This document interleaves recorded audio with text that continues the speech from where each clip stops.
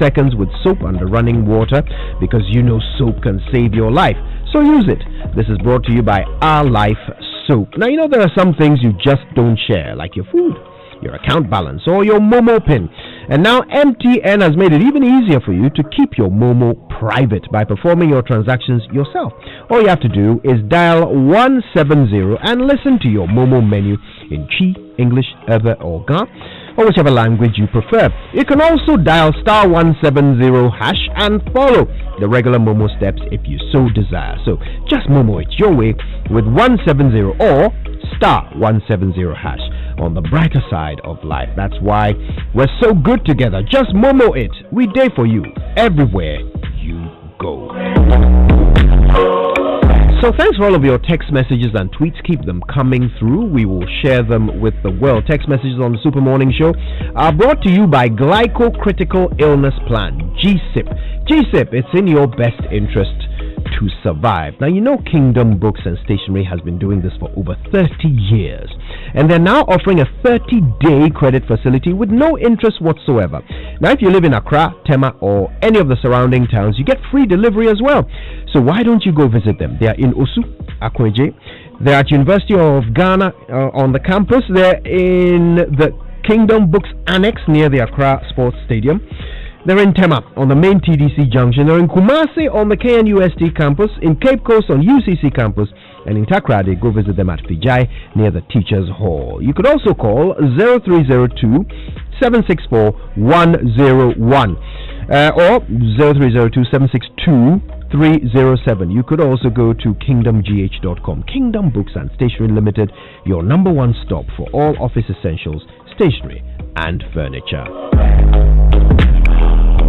Coffee in your cup and join on the set. The Super Morning Show is always the best on Joy 99.7 FM. It's 10 past 9. It's 10 past 9, and our guest this morning is the Member of Parliament for Dome Kwabenya. She's also the Deputy Majority Leader in the Parliament of Ghana and the Minister of State responsible for procurement. Hello, good morning. Hello, good morning. It has been quite a while since... Quite a long while. Since you've been on the show. We're so glad you're able to make it back. Thank you very much for being here. For having me again. It's our pleasure. And I haven't actually seen you since you got married. So congratulations. Thank you. Thank you. How's that go? How's married life going? So far, so good. Excellent. Thank you. Excellent. All right.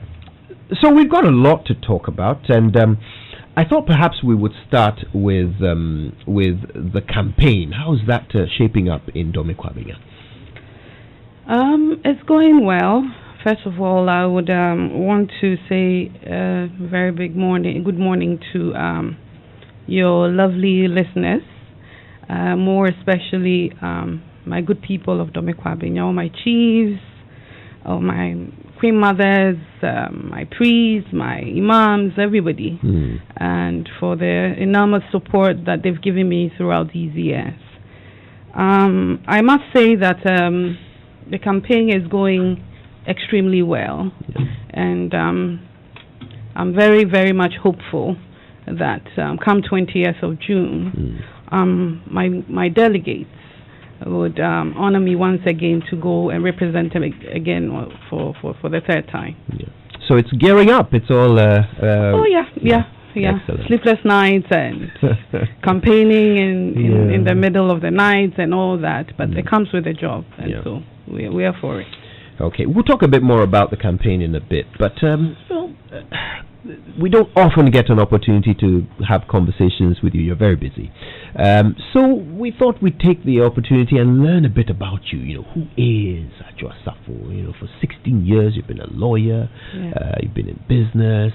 Who are you? What is it that brought you to this national political stage? Thank you. Adwoa Safo is a very industrious lady.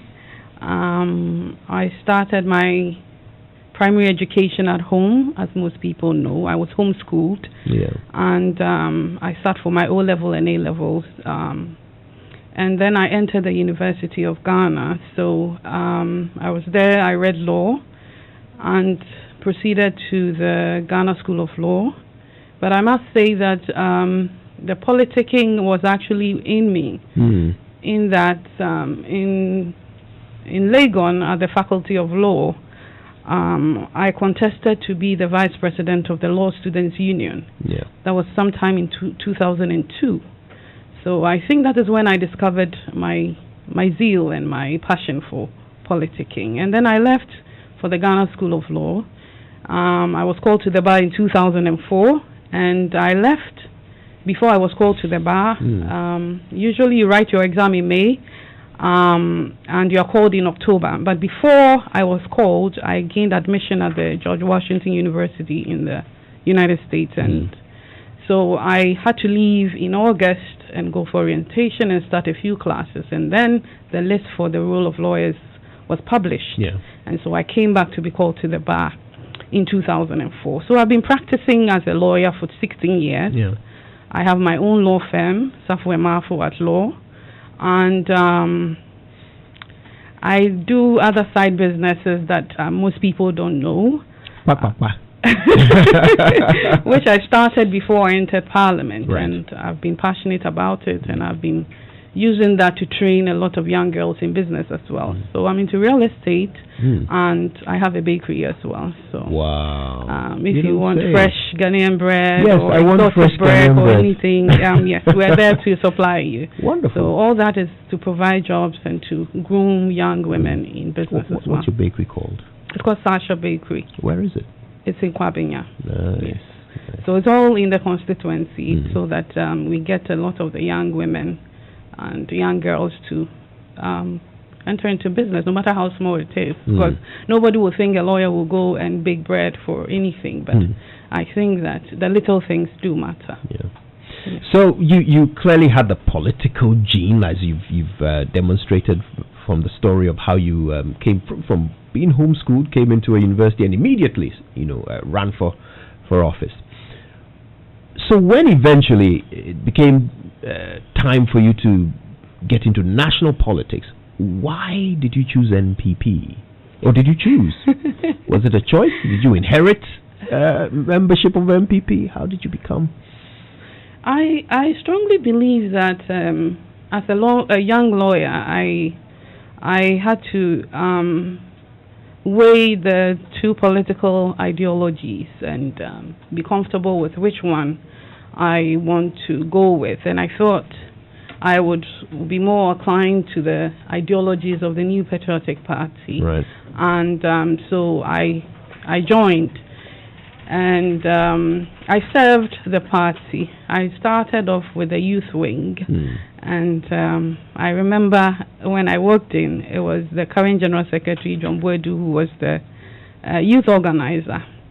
So I went in and I registered, and so I was part of the youth wing. And I remember he organized all of us to Legon when the primaries for the presidential one, the first one between Anado and Alan, in Legon campus. We were the young ladies in T-shirts sharing water here and there. And so for me, I've grown in the party. So from the youth wing, I became the finance member of the Greater Accra region around the same time.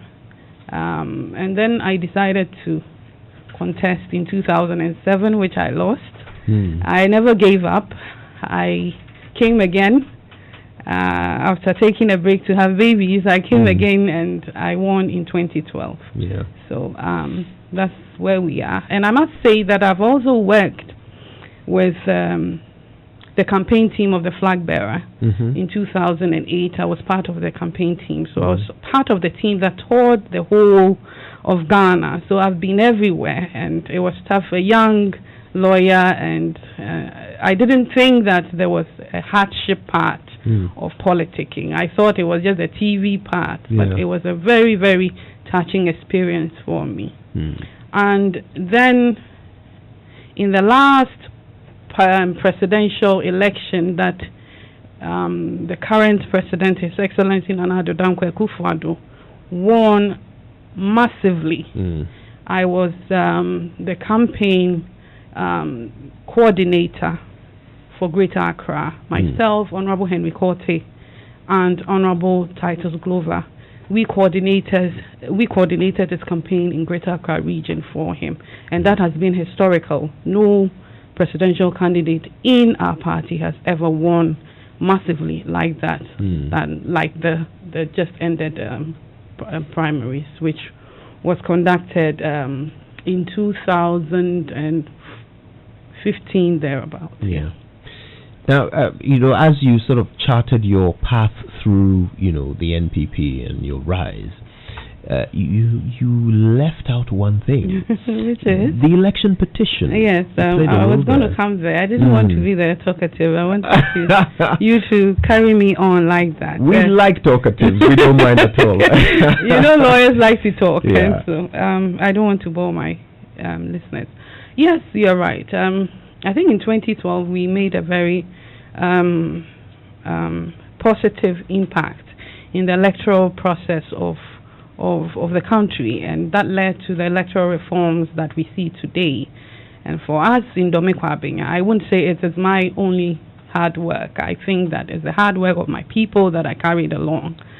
As you remember, I had won as a parliamentary candidate. But from my collation, my private collation room that I had, the figures that I was getting from the EC at the time in my district compared to what I had wasn't tallying. So there was a bit of agitation on that, that we wanted a recount of our presidential candidate's election, and we all know what came out of it. Yeah. We were brave, we were courageous at the time, and we counted the president's votes. I mean, in the ballot boxes, we counted it nine solid times. Wow. And every time there was a discovery that we made. And so that is what led us to the Supreme Court for 8 months. Yeah.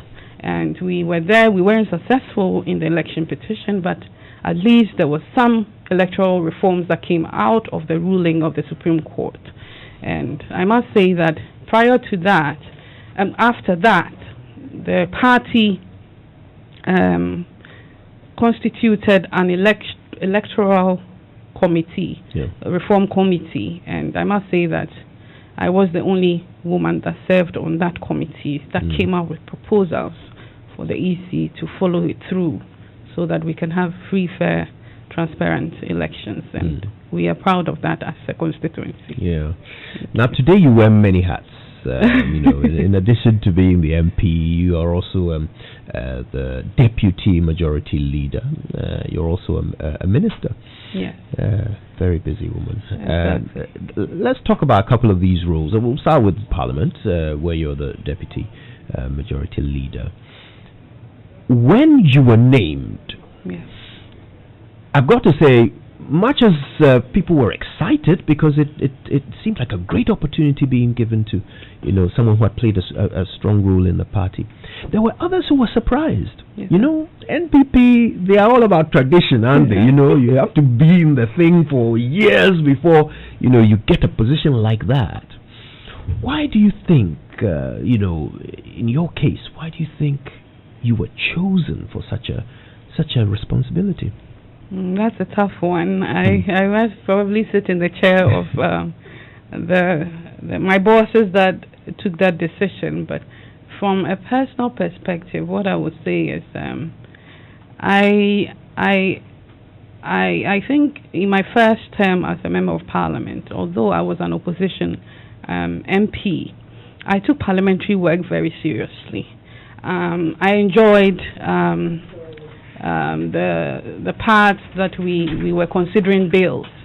So I would be one of the few that would be in the chamber with the seniors to learn how bills are made and how the rules of Parliament operates.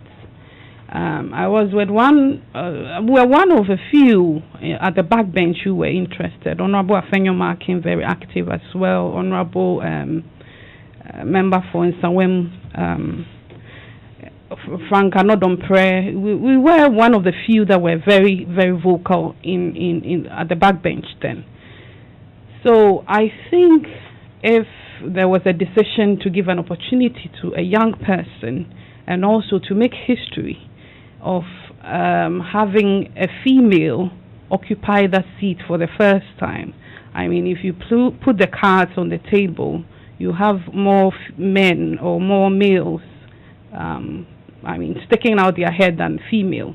So I think probably that is where I earned the favor and respect of my seniors. And Honorable Jogate would always, when he sits in the chair, always want to hear what I have to say. And sometimes I'm taken aback, and that really put me on my feet to be learning the rules and all that. And I think I served my leader at the time, who was minority leader then. He would be having press conferences and would ask that we put together pages on our various sectors, because I served as the deputy ranking member for foreign affairs in opposition. So he would put me there and say, bring a paper on foreign affairs or the foreign policy of Ghana for a press conference, and I would diligently work on it with the guidance of my ranking member, who is a former member of parliament, Honorable Isaac Osei, who also guided me a lot, having been a former diplomat and all that. So I think that is where I got it. And so it was a big shoe to fit in. But I took a whole year to try and settle my seat. I was hanging on my seat for a whole year because a lot of people are looking up to you, young girls, your constituency, the people that made a case for you that you can actually perform. So you couldn't disappoint all of them, and your family, for that matter, are also looking up to you. So I had a very big task, and I must say that I had to wear the hat of also being the chair of the Women Caucus. Once you're in leadership, the only female in leadership becomes the chair on the majority side, becomes the chair of the female or the Women Caucus of Parliament. And so that really put me out there to actually prove a point that a woman, when given an opportunity like that, can also perform. Now, because we're talking about Parliament, I've got to ask you this, because I'm concerned, and you are in leadership, so perhaps you can help us understand what's this whole thing with the COVID-19, and we're all very worried. Very controversial. But we are worried. It seems as if some MPs are refusing to isolate, and they're coming to work. Are you worried that they might be putting the rest of you at risk? I think at leadership level, we're still working on finding a way to ensure that those who've tested positive actually stay out of Parliament.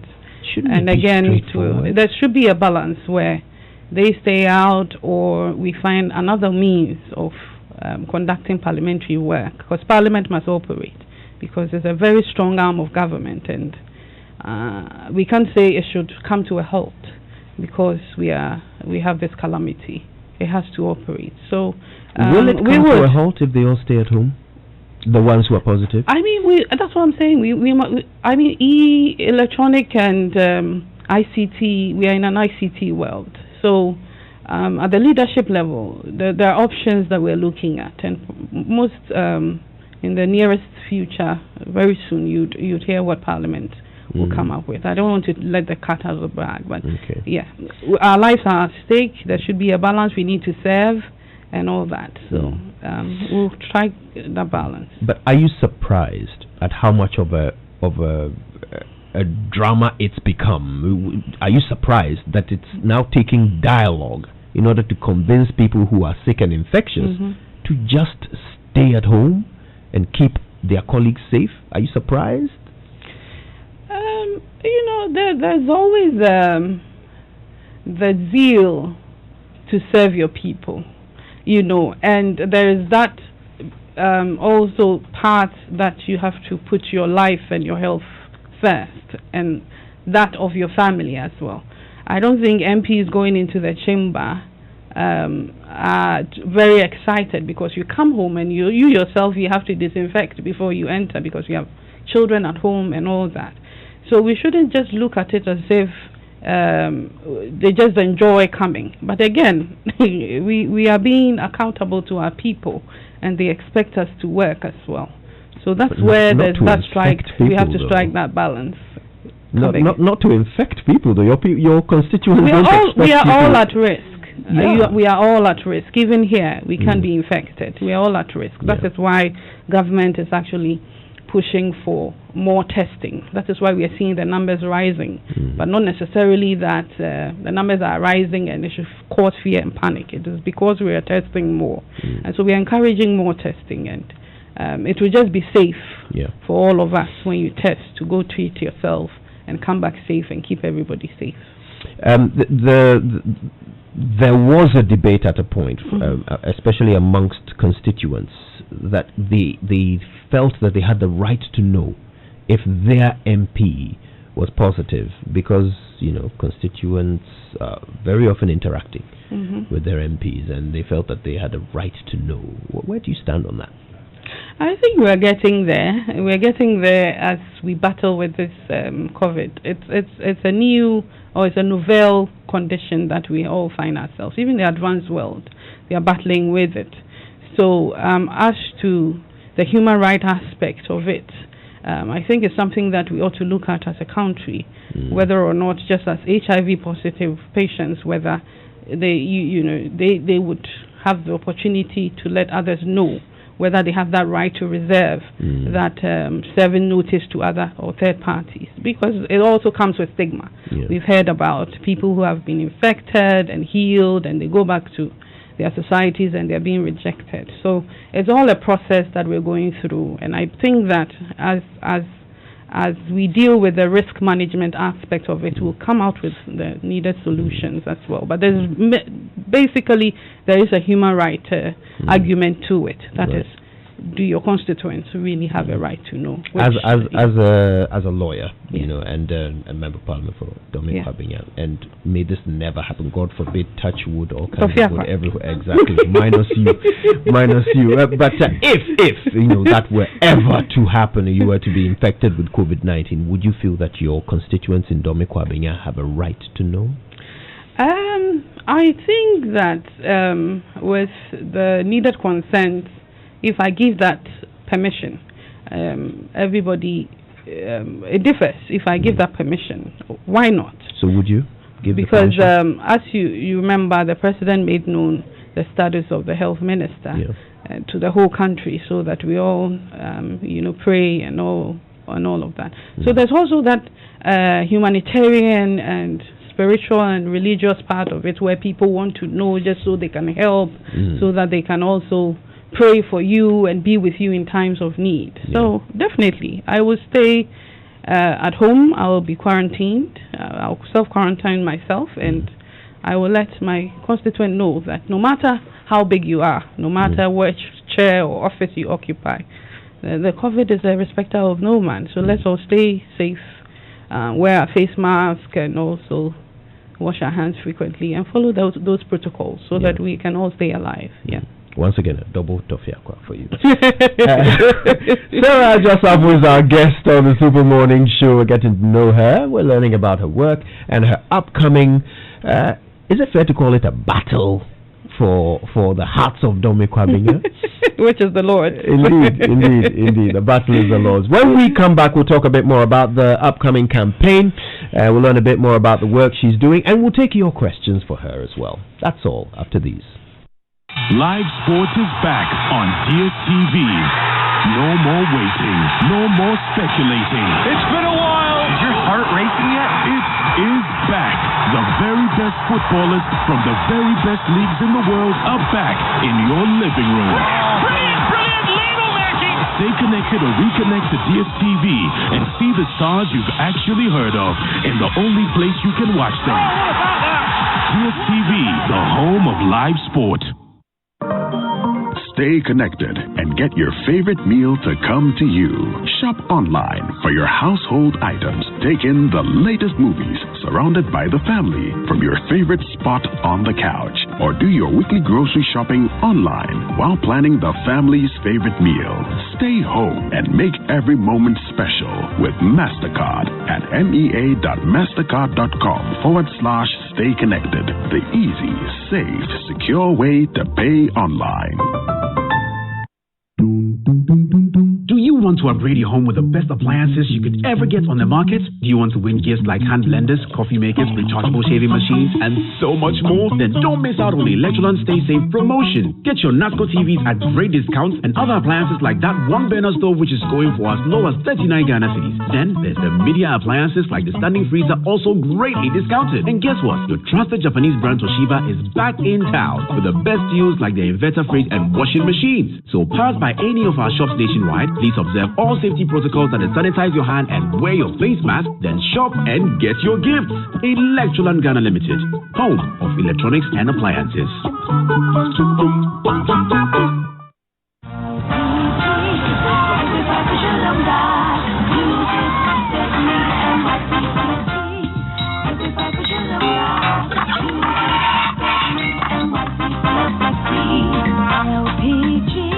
Do not improvise an auto gas cylinder. Make sure the auto gas cylinder is properly installed by a qualified technician. Always keep a fire extinguisher handy. In case of a fire, stand at a safe distance and attack the base of the flame. Avoid decanting LPG from one cylinder to the other. Domestic transfer of LPG should be avoided. Cars fitted with auto gas cylinders should be filled at the appropriate filling stations. A message from the National Petroleum Authority.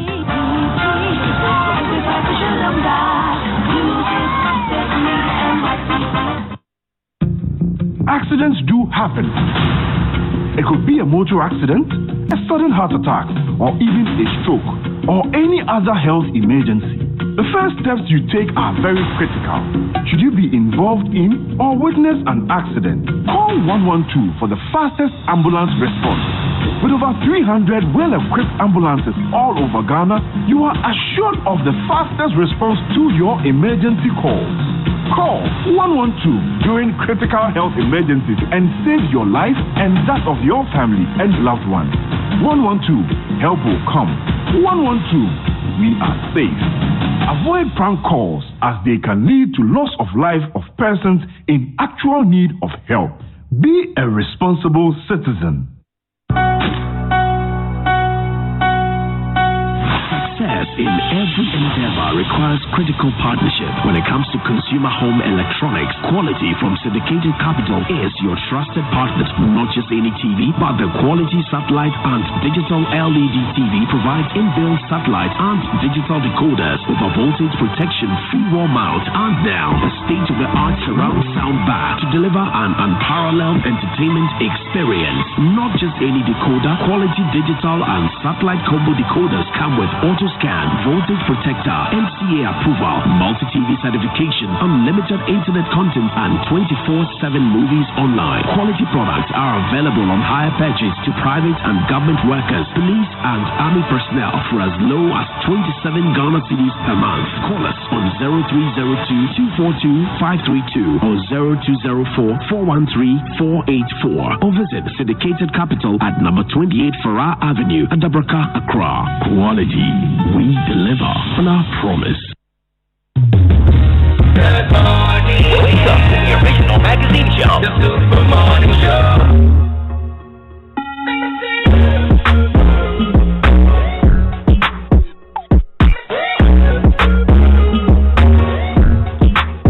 9:36 is the time. You're welcome back to the Super Morning Show. Our guest today, Sarah Adwoa Safo. Which of her hats should I start with? She's a member of Parliament for Dome Kwabinya. She's also the Deputy Majority Leader in Parliament. She is a Minister of State responsible for procurement.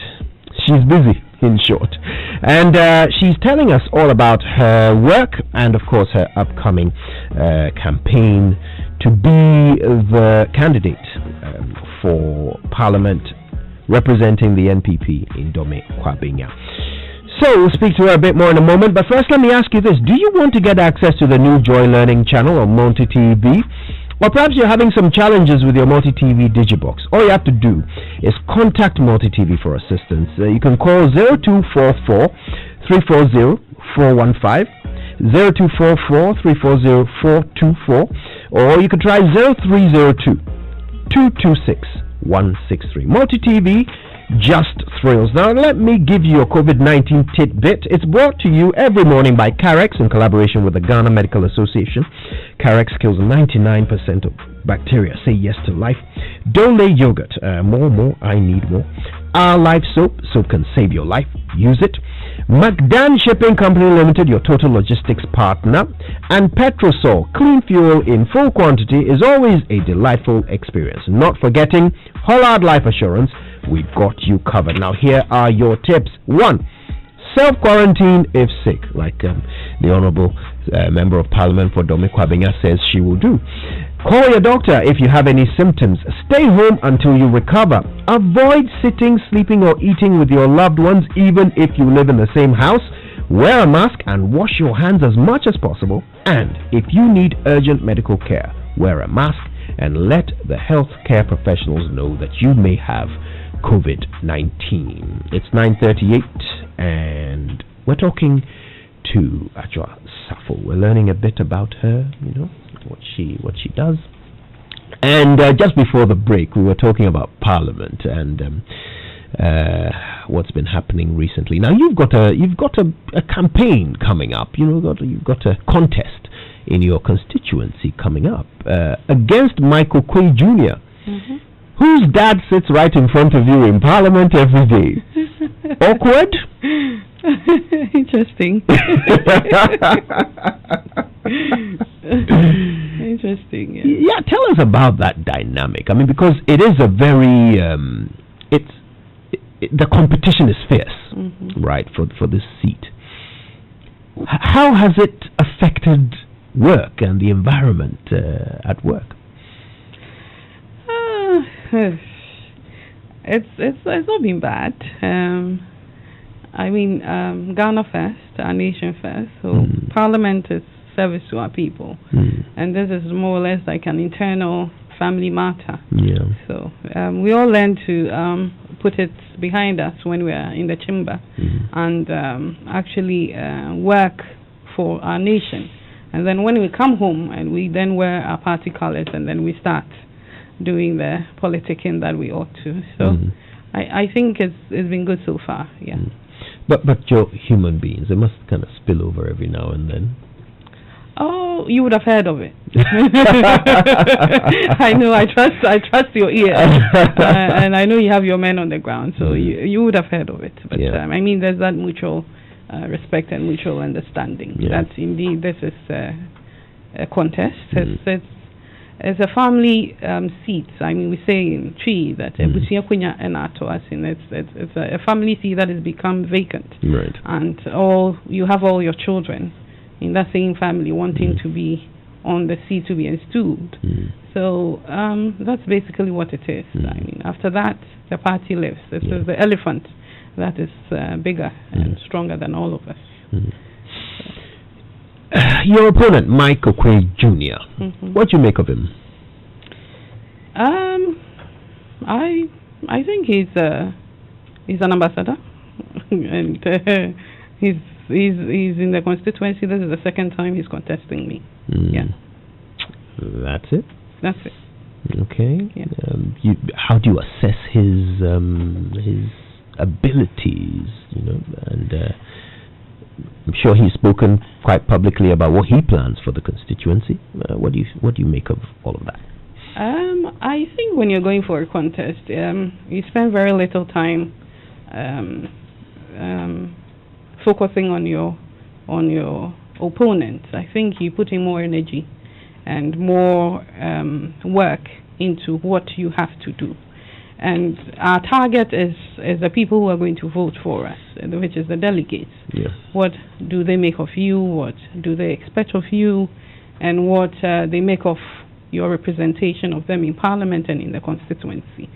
So myself and my team, I think we've focused more on the delegates who are the key makers more.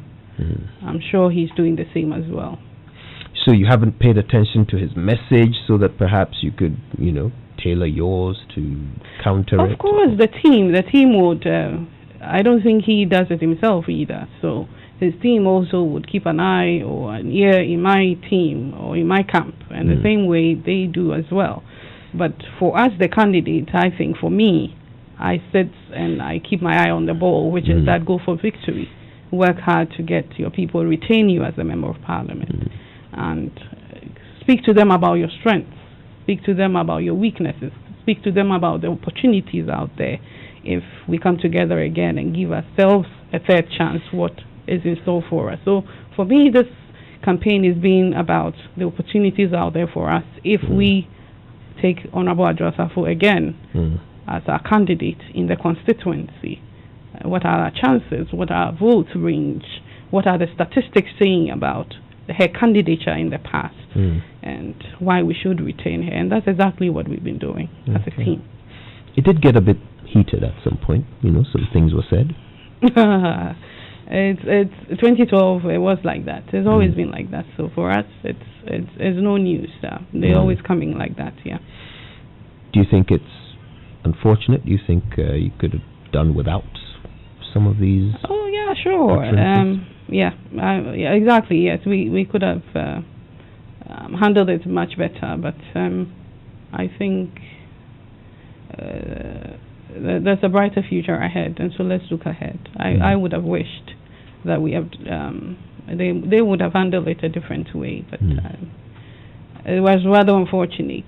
But we're moving on, and I have been the mother of the constituency as well, and being a woman, I am the one to show love. I'm the one to show that there ought to be peace, and that's exactly what I've been doing. Anytime I meet my team and my supporters, what I tell them is that it's not about fight, it's not about insults, it's not about aggression or anything. It's about telling the people what I have done, what I hope to do again, and what holds for us as MPP in the 2020 elections that's ahead of us. And that's the bigger picture that we all ought to look at.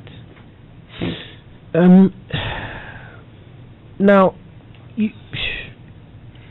I don't know. I don't know, because you said something important. You said that you're sure that they wish they had handled things differently. Exactly.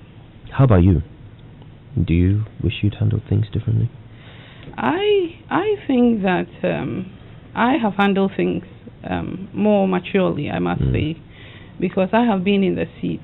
I have been in a hotter seat than just this primary stuff. This is my third time going for primaries. That is why I'm saying that from where I sit, I think that I handled it more maturely, because I have seen that in a bigger or wider perspective. 2012, we were there, we saw something, and that wasn't within the party, but we found a way to handle it. So I think that looking forward, we have to look at it again, because washing your dirty linen in public doesn't help at all. We see in a can. And I also try to touch Maria asking if you destroy your fellow NPP member for the sake of primaries, it's rather unfortunate, because then you're arming your opponent. So I guess that's what made me ask you, because you kind of accused him of trying to kill you. It was all out there, and there was my sympathizers, my family, my loved ones were all very worried. We had calls from all over, including those abroad as well, worried about what was happening. And so, by God's grace, we have the security matters under control. Okay, all right. Let's talk about your message. Let's talk about your campaign and what it is that you envisage for Dome Kwabena. You want to go again? Why? I want to go again because for me, I think I have served my people. And for me, I believe that it is not by my might, but it is the Lord that I serve that has put me there to serve my people. And so in this battle that we're going, as Psalm 27 says, the Lord is my light and my salvation. Whom shall I fear? So I have no fear at all, because I believe that I have served my people. I believe that I've lived with them in opposition, and I have lived with them when we are in power. they have seen what I'm capable of. And when I meet them, I always say to them this popular adage that the devil you know is better than the angel you don't know. Since I'm not God, I am the only person who will wrong them. And they are the only people, once I serve them, they will wrong me. But that doesn't mean that we don't have the NPP's heart at stake. So for us, we put whatever has happened behind us and look at the brighter future. I have served when it comes to projects. Roads. We've done a lot of roads in the constituency. If you permit me, I'll go through a few with you. Sure, why not? It's been a while since I heard a good list of roads. Exactly. Why not? Let's go for it. Yes. When it comes to road projects, we've done these roads. We've the reconstruction of the Abokobi Taiman Road. It's a 3.5 kilometer road. It's ongoing. We are also constructing the Agbogba Amadia School Road, which is a 3.8 kilometer road. We have the rehabilitation of that Shoma Landfill Agbogba Cemetery Taifa Wakiki area, which is 5 kilometer road. Rehabilitation of Atakura Estate Roads in Ashoma is a 2.3 kilometer road. Reconstruction of Ashoma Kwabenya A-Line Road is a 2 kilometer road. Construction of Kwabenya Aboom Junction Road, 4.8 kilometer road. Rehabilitation of Taifa North Selected Roads, which is 1.7 kilometer road. And we have the rehabilitation of the Kwabenya Roundabout Taifa Road, 5.1 kilometer road. And when you get there, it's like you're in Dubai. Hey. When I meet them, I say, call me Adwoa Dubai. And then some other politician might claim I always rights to that one. If I was in another party, they'll call me Adwoa Dubai. Rehabilitation of Dome Pillar 2 Selected Roads, which is 10 kilometer road. Right. Rehabilitation of some selected roads in Dome itself is a 7.5 kilometer road. And then we have the Kwabenya Taiman Road, which is an 8 kilometer road. And I must say that we selected some areas that we couldn't do major rehabilitation, and then we did some grading of those roads. And that was 180 kilometer roads within the entire constituency, and that we had the help of the 48th Engineer Regiment who did that for us. In the case of asphalting, as in the road existed but we have to just asphalt it, we did an overlay on Taifa Township roads, and we have street lights all over. If you get to Taifa, it's very, very nice. And then we had an overlay on Atomic Down Musuku Road. You move, it's very, very smooth. Asphalt overlay on Domike, both Keseman Domi Road. And then another asphaltic overlay on Kwabenya Aboom Junction, Ashoman Estate Musuku Roundabout Road. So all of this are roads that we have done in the constituency. I won't say that that is all the roads that ought to be worked on. That is why I believe that another term would give us an opportunity to be able to tackle the roads that we have not been able to tackle. I'm sure a year ago, 2 years ago, the cry of my people of roads, if you listen to them now, it's minimized, which is that they are seeing the impact and the work that is being done in the area of roads. And I believe that it enhances the economic activity in the area. I see that a lot of properties are being renovated, painted, so it gives that economic value to the communities in my constituency as well. And it is for me as a member of parliament to facilitate that for them. And I enjoy doing that. Now, so many messages have been coming through for you. Should I read a few to you? All right, sure.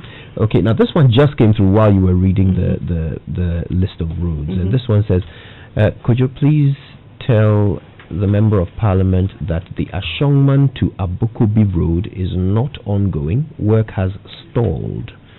Do you know about this one? If I say work is ongoing, it means that work has been given and assigned to a contractor and has started work. Right. Any experienced contractor or in the field of construction will tell you the contractors always don't seem to like working during the rainy season. It is everywhere. Because if they do the work during the rainy season, it will be washed away by the rains. So around those times, you see that they lax with work a little bit, but they would continue. Once it's been awarded and they are on site, he testifies that they are on site. But during the rainy season part, you don't see them. They don't enjoy working at all because they asked up to their cost. So what this person is saying, he keeps messaging. He says that I used the road, they just graded it and left sand on it. I will check on that, but I am sure that it's because of the rains. He's giving us bits and pieces of the fact that contractor is actually on site. Okay. But as I said, the reasons for these things, I have been there as a member of parliament. I am a procurement specialist. I know how they behave. During rainy seasons, they don't like working, and it's understandable because you work and then the rains would just push off what has been done. So I'm sure after the rainy season, work will start again. Okay, read a couple more. This one says, could you please ask her about the road from the academic city through Boshe Naaman, have I said that right? Naaman to transition Atomic Road. This road is so terrible. Those of us living in this area are really suffering. Should I read a few more and then you can sort of answer them all together? Okay, this one says, when will the Kwabenya to ACP Pokwasi Road be fully completed? Kindly ask her about the bad roads in Dome Kwabenya. The roads are the worst in Greater Accra. That's a tweet from Immortal Puzo, sorry. Okay, this one says, we want to know her take on the construction and expansion of the Dome Market Bridge without opening and widening the waterway, which has resulted in floods, destroying lives and property. What is the way forward? It's been a whole week already and no sign of action yet. Sima says, when will she fix our bad roads? Sedem Peglo says, the ever-glowing Adwoa. Oh, somebody's watching you and is pleased. Okay, let's read a couple more. This one says, oh, here we are. The perfect scenario for, oh no, I've read that. Please tell her the old Ashongman roads are appalling. They need to be fixed. And this one says, that one, by the way, is from Stella.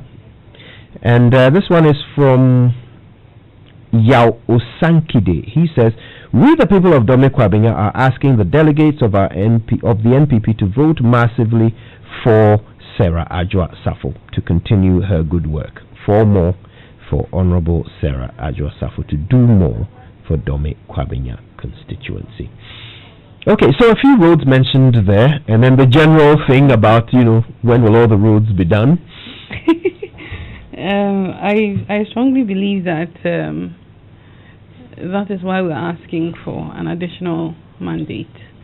Rome was not built in a year or in a day, so can I not fix all the roads in Dome Kwabenya in a matter of a few terms? I think that the little that we've been able to do is evident and is visible. The ones they're talking about, I even have it as part of my manifesto here, that we'll be working on them. The Naaman Road is one of them. The Agbogba Akachi Agbo Road is one of them. The Agbogba Police Container Junction Causeway down, Agbogba Police Station is one of them. The Pokwasi Ekowas Road is one of them. The Naaman Boshe Main and Area Roads is one of them. The 20-kilometer road, Hacho Roads, is one that I also want to look at if I'm given the nod. And the Ablaje Abokobi Community Roads is something that I have looked at. So that tells you that you have a candidate that have a clearer and a bigger picture of the entire constituency. And then we've done the needs assessment of what ought to be done. And so I am saying that with all the over 14 roads that has been done, the asphalting is about 5 of them. I believe that for 4 years in power, I've been able to do that. If they give me another opportunity, I would be able to do more. 4 more for Adwoa, 4 more for Nana. perfect way to end from your perspective, no doubt. Sarah Adwoa Safo, I want to thank you so much for spending the morning with us. We appreciate very well, it very much. you. We wish you the very best. And let's not leave it too long before we do this again. Very well. All right. But before I leave, let me take the opportunity to also tell my people, mainly the delegates, that the good people of Domikwa have entrusted in them their mandate. They shouldn't disappoint them. They're looking forward for them to choose a candidate who is unbeatable, a candidate who has been tried and tested, a candidate that is capable of doing it. Let's give her an opportunity to serve again for the greater good of our constituency and for Mother Ghana. Thank you.